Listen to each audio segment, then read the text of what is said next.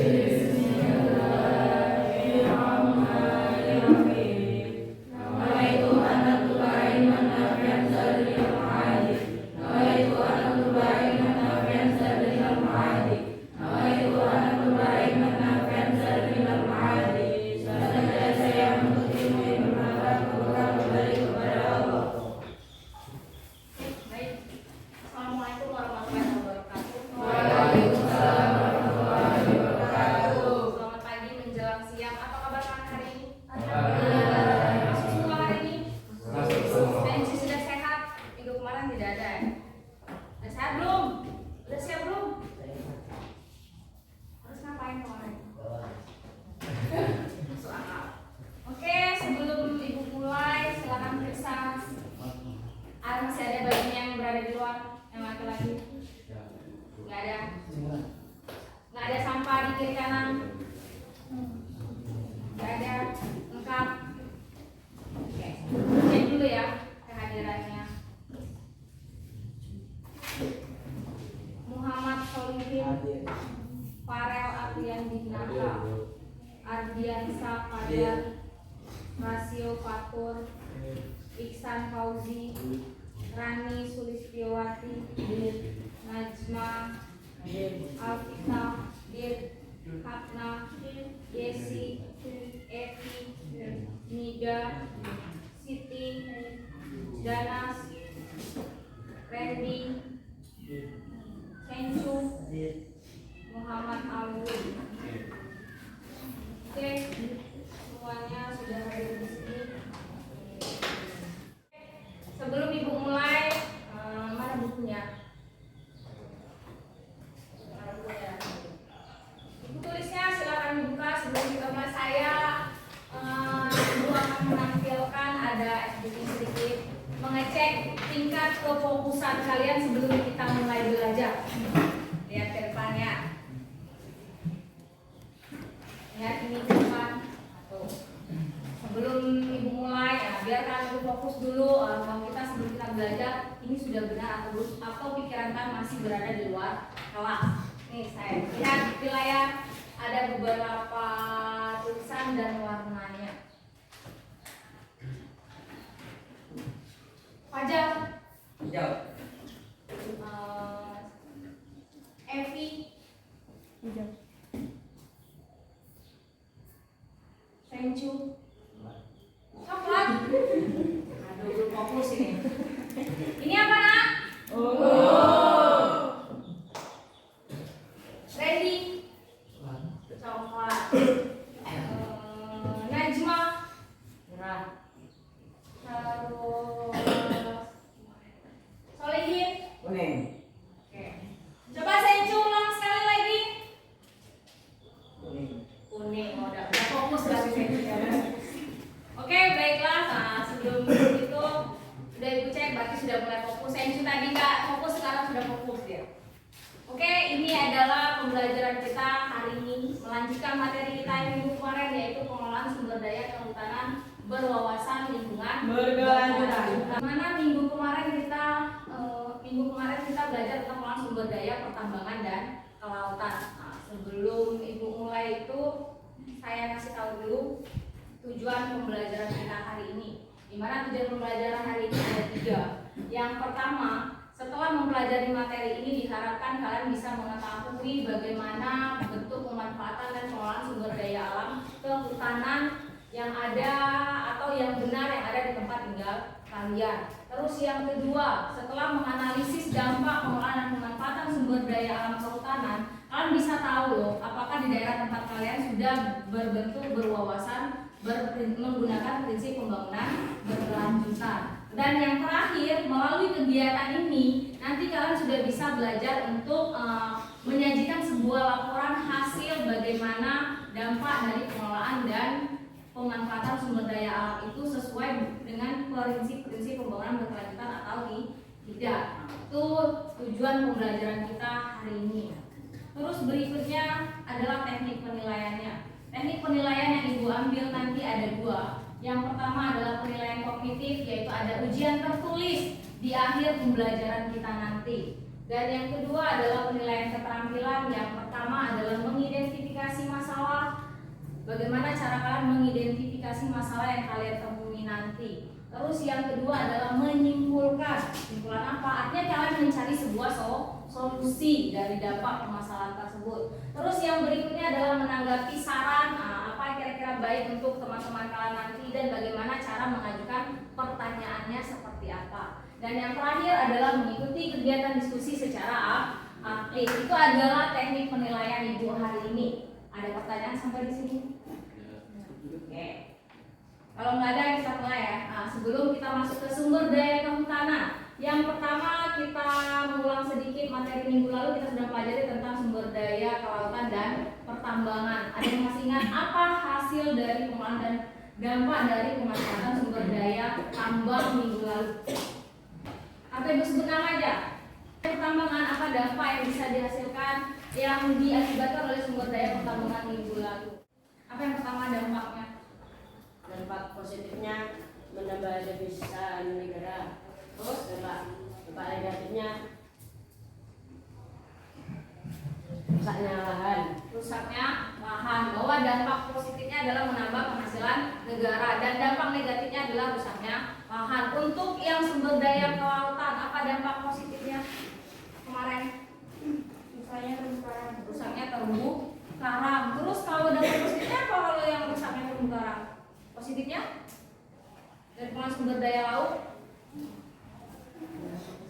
Kalau positif, kalau rusaknya terumbu karang berarti manfaatnya apa sumber daya laut? Untuk ekonomi. Ekonomi apa lagi manfaat laut? Laut Wisata. untuk wisata. Setelah wisata Penelitian. untuk penelitian. Itu adalah salah satu beberapa dari manfaat sumber daya laut. Hari ini kita belajar tentang fungsi dari hutan itu sumber daya hutan. Bagaimana pengelolaan hutan? Sebelum mengelola hutan, kita harus tahu apa itu sumber daya hutan. Sumber daya hutan ini gambarkan apa? Hujan tropis. Hujan tropis. Hutan itu sendiri memiliki fungsi, di mana dia berfungsi untuk menyerap karbon dioksida. Karbon dioksida itu dihasilkan dari Asap kendaraan. asap kendaraan, terus Pembakaran. pembakaran pabrik, apa lagi? Pemanasan global. Pemanasan global itu akibatnya. Jadi kalau terjadi hal-hal seperti itu, otomatis hutan akan kehilangan fungsinya. Berdasarkan fungsinya, hutan terbagi menjadi 3. Yang pertama, hutan produksi untuk Menghasilkan kebutuhan manusia. kebutuhan manusia. Terus yang kedua, hutan Konservasi. konservasi untuk penelitian. Yang ketiga, hutan lindung untuk apa? Melindungi kami. Untuk melindungi flora dan fauna yang ada di permukaan bumi. Itu adalah fungsi hutan. Berikutnya, pemanfaatan pengelolaan sumber daya hutan itu harus sesuai dengan prinsip-prinsip pembangunan berkelanjutan. Bagaimana prinsip pembangunan berkelanjutan? Yang seperti minggu kemarin harus apa? Memikirkan Ingat, kata kunci pembangunan berkelanjutan itu harus sesuai. Kita harus mengelola sumber daya alam untuk generasi sekarang dan generasi yang akan datang agar tetap bisa dinikmati. Oke, sebelum kita mulai, untuk silakan fokuskan ke depan. Ada satu videonya.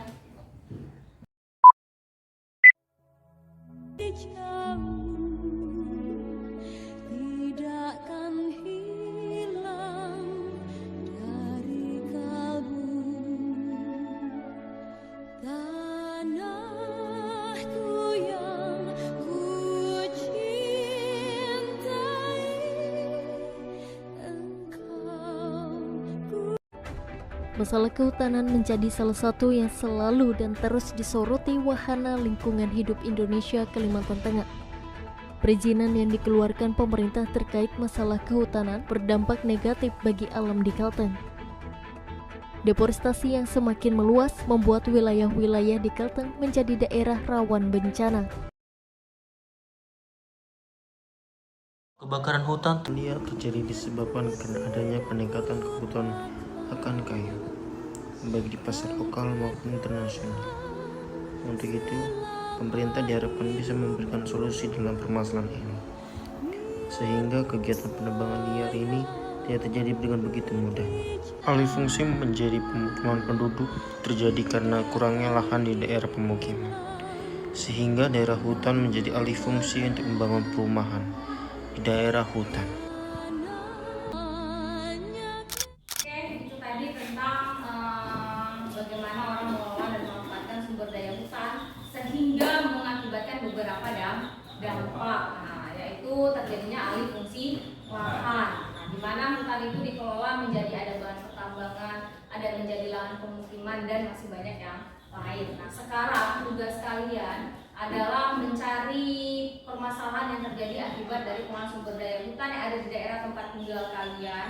Apakah dampaknya itu pengelolaannya sesuai dengan prinsip pembangunan berkelanjutan atau tidak? Cari solusinya seperti apa. Sekarang silakan kalian duduk di kelompoknya masing-masing. Kita kelompok yang kemarin aja ya, berdasarkan tempat tinggal kalian. Oke, silakan duduk di kelompoknya masing-masing. Kalau sudah, silakan gunakan laptop yang sudah ibu berikan. Di mana masing-masing kelompok ibu berikan 1-2 laptop, di mana kalian bisa menggunakan laptop itu untuk mencari informasi nantinya dari tugas yang akan ibu berikan. Oke, di mana kalian silakan mengangkat dari salah satu permasalahan di sumber daya hutan yang ada di tempat tinggal kalian. Ingat, contoh sumber daya hutan yang ada di tempat tinggal kalian tentunya adalah perkebunan sawit. Jika perkebunan sawit ada perkebunan karet. Ambillah sesuatu yang ada di daerah tempat tinggal kalian, daerah persawahan. Silakan. Bagaimana pengelolaannya atau dampaknya sudah sesuai dengan prinsip-prinsip pembangunan berkelanjutan atau tidak? Oke, saya bagikan LKPD-nya.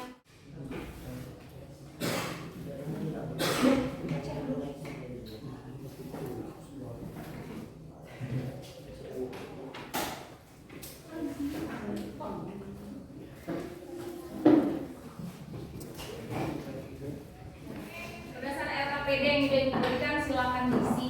Silakan buat penyajian laporan dalam bentuk PowerPoint. Nanti kalian tampilkan di depan kelas, di depan teman-temannya. Silakan bekerja, jika ada pertanyaan nanti tanyakan sama ibu. Silakan. Gunakan laptopnya untuk mencari informasi bagaimana sih pengelolaan sumber daya hutan yang berwawasan lingkungan dan bagaimana yang tidak berwawasan lingkungan pembangunan berkelanjutan. Oke, silakan. Buat formulir.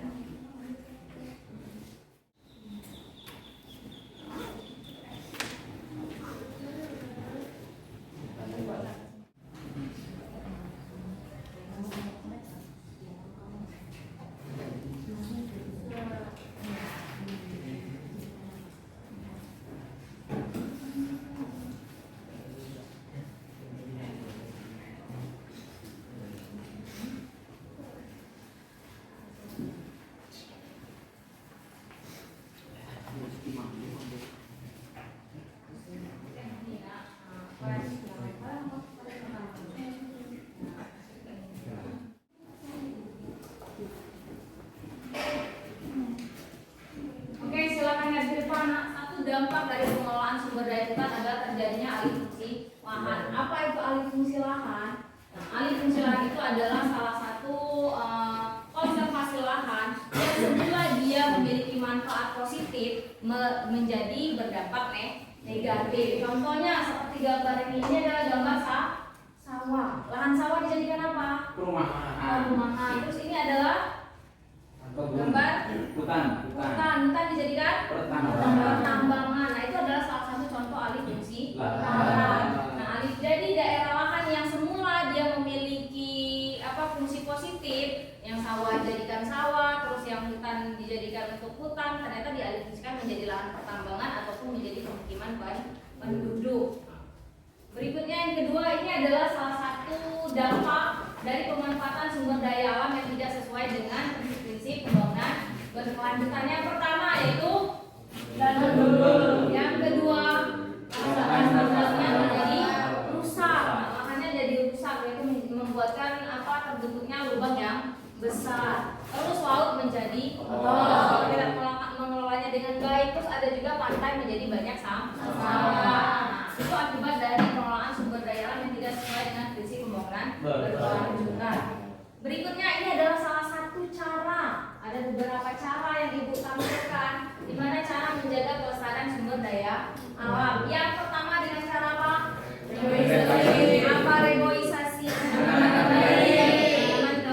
Terus yang berikutnya jadi kayak gini kan. Ada menjaga daerah aliran sungai. Nah, aliran sungai itu kan sama reboisasi. Kalau dia ditanami kembali, otomatis fungsi hutan menjadi kembali fungsi yang semula. Sebagai apa fungsi hutan? Untuk menyerap oksigen, sehingga dia bisa menghasilkan oksigen. Terus ada menjaga daerah aliran sungai. Tadi artinya sungai ini diapakan? Dibersihkan. Artinya supaya tidak terjadi pendangkalan karena akibat dari sampah-sampah yang menumpuk. Jadi daerah sungai itu tetap bersih. Yang berikutnya dengan membuat sekedan bertingkat, biasanya ada di daerah dataran tinggi, digunakan untuk mengelola sumber daya alam yang berada di daerah dataran tinggi supaya tidak terjadi longsor. Dan yang terakhir adalah konservasi lahan kritis. Konservasi lahan kritis ini artinya kita mengubah lahan yang rusak menjadi lahan siap pakai. Nah, dari materi yang Ibu berikan, silakan kalian cari informasi lagi seperti apa sih pengelolaan sumber daya hutan di daerah tempat tinggal kalian ya. Kalian bisa ambil contohnya perkebunan sawit atau perkebunan karet. Nanti kita tampilkan di depan. Oke, baiklah, waktunya sudah habis. Silakan untuk kelompok yang pertama dulu ya. Silakan maju ke depan untuk mempresentasikan hasil dari diskusi kelompoknya. Silakan, saya persilakan bawa laptopnya masing-masing.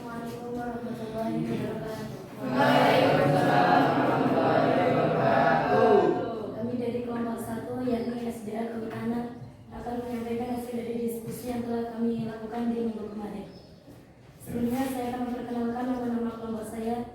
Saya sendiri selaku moderator yaitu Ida Kofia Khairi dan teman saya Muhammad Alwi, Muhammad Solihin, beserta teman saya yang lain Evi Hikmatan Khairia dan Jessica Putri. Baiklah teman-teman, hasil dari diskusi yang telah kami lakukan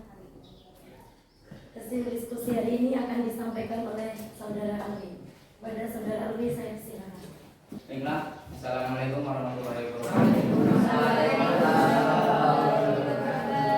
Berdirinya saya di sini akan menerangkan apa yang telah kami diskusikan tadi yang diberikan tugas oleh Bu Lisa, di mana kami dari kelompok kehutanan, saya akan mewakili penjelasan yang akan saya sampaikan.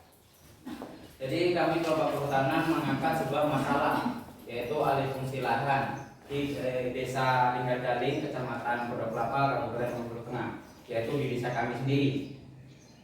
Sebelum kita masuk ke penjelasan, lebih baik alangkah baiknya kita mengenal apa sih itu alih fungsi lahan, sama yang seperti dijelaskan oleh Bu Lisa tadi di depan.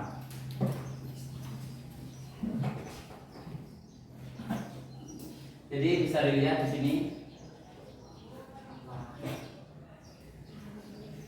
Jadi alih fungsi lahan itu adalah konservasi lahan atau perubahan fungsi lahan yang tadinya positif menjadi negatif. Seperti yang ada di gambar, ada di depan layar kalian, ada di depan kalian ini. Yang tadinya berfungsi untuk kehidupan, untuk oksigen, hutan, lalu dialihfungsikan menjadi lahan yang lain. Seperti yang ada di depan sini. Contohnya yang ada di desa kami yaitu perubahan di mana tadinya kebun karet menjadi kelapa sawit ataupun sawah yang dijadikan kelapa sawit. Ini contoh dari alih fungsi lahan yang ada di desa kami. Karena adanya kebun sawit, maka karena inginnya orang-orang menanam sawit, maka lahan-lahan yang tadinya sudah bagus itu ditebang dan efeknya akan merusak sebuah lingkungan. Kenapa sih orang-orang kok ingin menanam sawit? Karena kelapa sawit merupakan salah satu komoditas perkebunan yang memiliki peran strategis dalam pembangunan ekonomi Indonesia.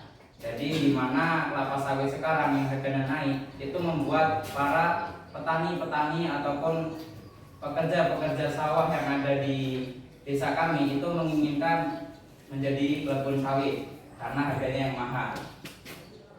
Dan karena ingin mengganti menjadi kebun kelapa sawit, orang-orang di desa kami itu melakukan pemburuan hutan.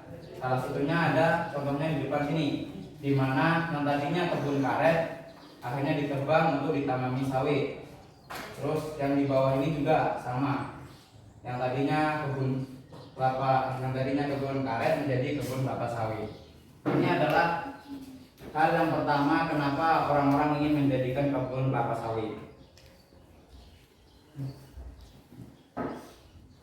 Adapun dampak karena adanya perkebunan kelapa sawit, yaitu salah satunya limbah yang padat, yaitu steam blazing earth, atau kalau disebut di daerah kami itu namanya jarkos, atau kelapa sawit yang sudah tidak ada buahnya lagi, tidak ada dagingnya lagi. Nah, itu akan membuat dampak negatif di desa kami. Bukan hanya limbahnya saja yang membuat sempit desa kami, tapi juga baunya tidak enak. Itu salah satunya. Yang kedua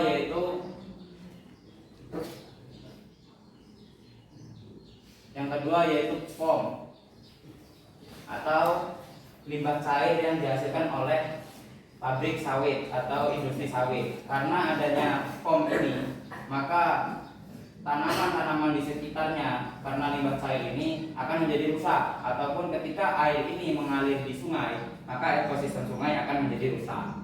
Itu contoh yang kedua dari dampak negatifnya. Adapun solusi yang kami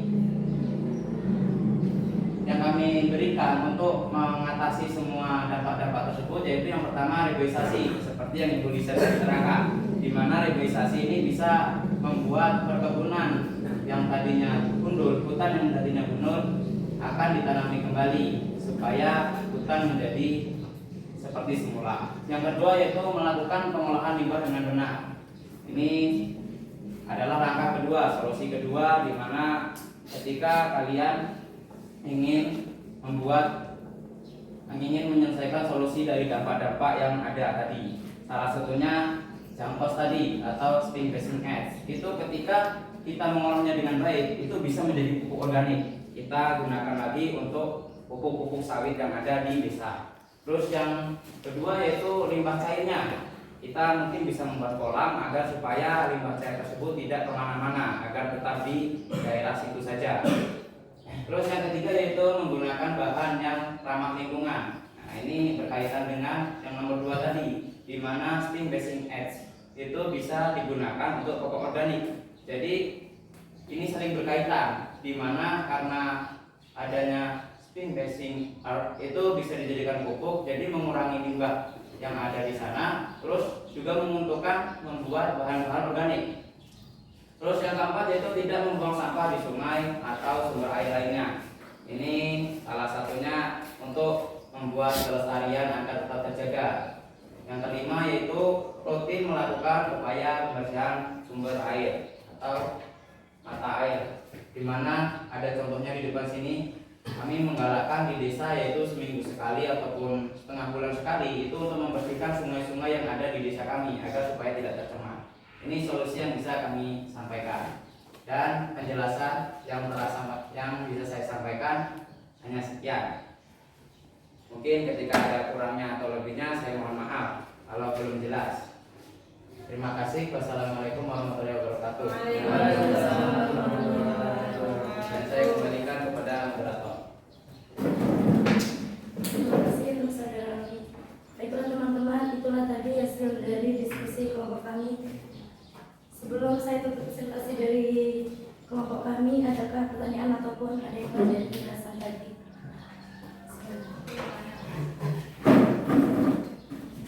Assalamualaikum warahmatullahi wabarakatuh. Perkenalkan, nama saya Dewi Pratama dari kelompok 4 pariwisata. Saya ingin bertanya mengenai masalah pertumbuhan kelapa sawit di daerah Medan. Pertanyaannya adalah zat apa yang terkandung akibat pengelolaan kebun sawit di tempat kalian berada? Pak, pertanyaan. Mau langsung jawab? Langsung jawab. Oke, temannya mau langsung jawab, Pak. Oke, pertanyaan dari saudara Randy tadi akan dijawab oleh saudara Solihin. Assalamualaikum warahmatullahi wabarakatuh. Perkenalkan, saya Muhammad Solihin. Saya di sini sebagai menjawab pertanyaan yang muncul. Yang pertama ialah pertanyaan dari saudara Randy, yaitu zat apa yang terkandung pada limbah kelapa sawit akibat pengelolaan kebun sawit yang berada di desa kami. Setelah kami melakukan observasi atau penelitian langsung terhadap objek yang sedang kami kaji, yaitu SDA di sektor kehutanan, kami mengambil perkebunan sawit dan kami menemukan beberapa limbah yang terdapat akibat pengelolaan kebun sawit, dan limbah tersebut memiliki kegunaan atau tidak lantas merugikan. Yang pertama ialah IFB, standar kosong sawit dan pelepah itu sebagai mulsa di kebun. Yang selanjutnya ialah limbah cair untuk biogas dan land application. Dan yang ketiga ialah limbah cair dan IFD untuk pembuatan pupuk kompas. Selain sawit itu diberi pupuk kimia, ternyata sawit itu juga secara tidak langsung memiliki pupuk kompos yang berasal dari limbah sawit itu sendiri. Dan terakhir ialah IFB, substrat dan sel tangkap untuk biomas. Itu saja yang saya dapat sampaikan. Ada pertanyaan lagi? Gimana? Cukup? Cukup. Silakan. Baiklah, adakah lagi yang ingin bertanya? Ada yang mau tanya? Assalamualaikum warahmatullahi wabarakatuh. Nama saya Najma Rizka Pratami. Saya dari kelompok 2 SDA Pertambangan. Saya ingin bertanya tentang mengapa limbah sawit sering dikatakan tidak ramah lingkungan. Baiklah, pertanyaan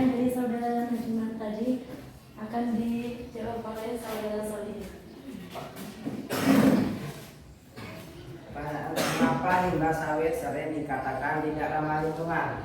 Dan jelas yang namanya limbah itu kebanyakan tidak ramah lingkungan karena bekasnya yang diambil itu intinya.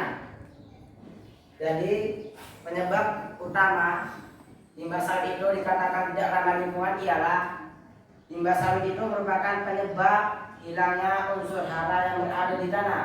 Jika suatu tanah itu unsur haranya hilang, maka kualitas tanah pun berkurang sehingga kesuburannya berkurang dan tanaman sulit untuk tumbuh di sana. Dan tanaman sawit juga dikatakan sebagai tanaman yang boros terhadap air sehingga menyebabkan kekeringan dan tercemarnya sungai air sumber warga. Terus polusi juga disebabkan dari akibat adanya pabrik atau limbah pabrik. Itu saja yang saya dapat sampaikan. Saya kembalikan ke moderator. Masih adakah yang ingin bertanya? Assalamualaikum warahmatullahi wabarakatuh. Perkenalkan, nama saya Hafna Salsabila dari kelompok 3 SDA Kawasan. Ingin bertanya. Tadi kelompok kalian menyebutkan adanya dampak negatif dari pengelolaan sawit di desa Indragali. Lalu sebutkan dampak positifnya. Jawaban dari pertanyaan saudari Hafna tadi akan disampaikan oleh saudara Sari. Jadi limbah kelapa sawit itu memiliki dampak negatif. Selain memiliki dampak negatif, juga terdapat dampak positifnya. Antara lain, daun yang menempel pada kelapa sawit itu dapat dimanfaatkan sebagai pengomposan. Dan cangkang sawit itu dapat digunakan sebagai bahan bakar yang ramah terhadap lingkungan dibandingkan dengan batu bara. Karena cangkang kelapa sawit itu tidak mengandung sulfur atau gas pencemar. Sedangkan batu bara itu mengandung gas sulfur atau gas pencemar. Dan limbah kelapa sawit juga bisa dimanfaatkan sebagai pakan ternak, yaitu daunnya. Dan yang terakhir ialah jangkau sawit dimanfaatkan untuk pembuatan pupuk. Itu saja yang saya dapat sampaikan. Ada pertanyaan lagi?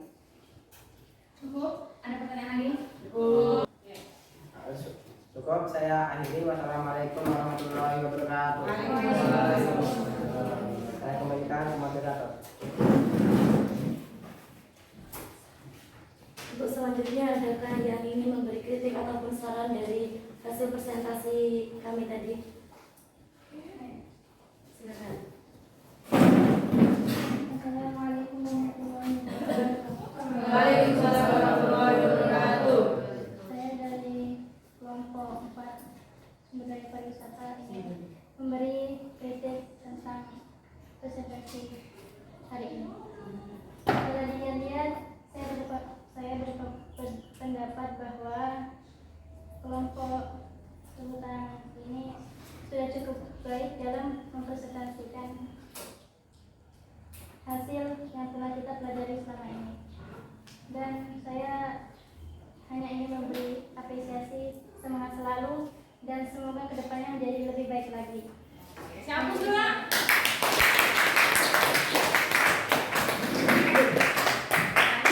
Baik dari yang minggu kemarin.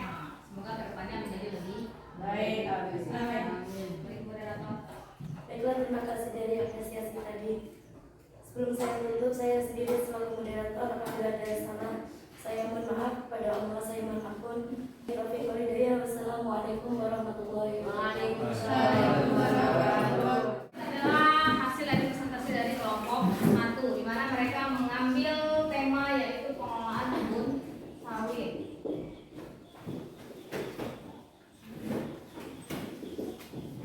Di mana ada beberapa dampaknya, yaitu akibat dari pengelolaan kebun sawit itu yaitu terjadi alih fungsi lahan.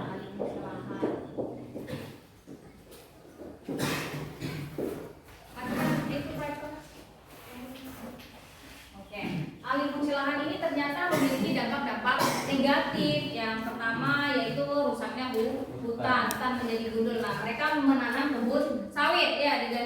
sawit semua di tempat tinggal mereka, yaitu kebun karet dijadikan sawit, hutan juga dijadikan sawit untuk menambah perekonomian. Nah, makanya terjadi ini. Ada dampak dan ada solusi yang mereka berikan, yaitu salah satunya adalah reboisasi. Nah, kebanyakan reboisasi, kenapa reboisasi itu bisa mengolah kembali lahan yang sudah rusak menjadi lahan yang bisa dipakai kembali. Oke. Sebelum itu, baiklah itu dari rangkaian kita, di mana saya kasih penguatan materi bahwa alih fungsi lahan itu bisa kita tanggulangi.